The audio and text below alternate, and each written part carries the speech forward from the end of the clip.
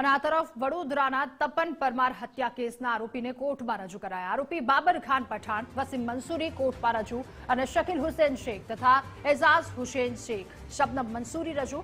પોલીસે કોર્ટમાં આરોપીના મહત્તમ રિમાન્ડની માંગ પણ કરશે। વધુ માહિતી મેળવીશું। સંવાદદાતા અલ્પેશ આપણી સાથે ફોન લાઈન પર જોડાયા છે। અલ્પેશ, વડોદરા તપન પરમાર હત્યા કેસના આરોપીને કોર્ટમાં રજૂ કરાયા, શું વધુ વિગતો આ મામલે? બિલકુલ જી દાદા, તપન પરમારની હત્યા મામલે રાવપુરા અને કારેલીબાગ જે પોલીસ સ્ટેશન છે તેમાં અલગ અલગ ગુનાઓ છે તે નોંધાયા છે। કુલ 10 જેટલા આરોપીઓ સામે ગુના નોંધાયા હતા। જોકે પોલીસે તમામ આરોપીઓ છે તેમની ધરપકડ કરી લીધી છે અને આજે તપન પરમાર હત્યા કેસના આરોપીઓ છે તેમને કોર્ટમાં રજૂ કરવામાં આવ્યા છે।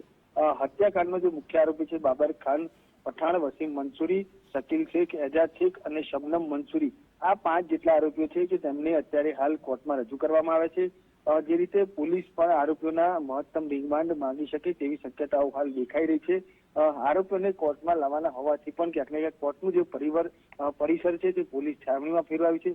ચુસ્ત પોલીસના ચાપતા બંદોબસ્ત વચ્ચે હાલ આજે તમામ આરોપીઓ છે તેમને કોર્ટમાં લાવવામાં આવ્યા છે। કોર્ટની અંદર જે વકીલો છે તેઓની દલીલો સાંભળી અને હાલ આજે આરોપીઓ છે તેમને રજૂ કરવામાં આવશે। પરંતુ જે રીતે વડોદરા શહેરમાં આ ચકચારી ઘટના બની અને તેને જ લઈને લોકો તેમજ નેતાઓમાં પણ બારોબાર રોષ છે તે જોવા મળ્યું હતું અને હાલ આ રોષને લઈને ક્યાંક ને ક્યાંક જે લોકો છે તેઓના ટોળા પણ અહીં પહોંચ્યા હતા।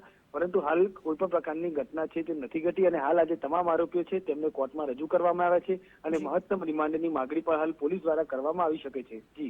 જી, આભાર આપનો તમામ વિગતો સાથે જોડાવા બદલ।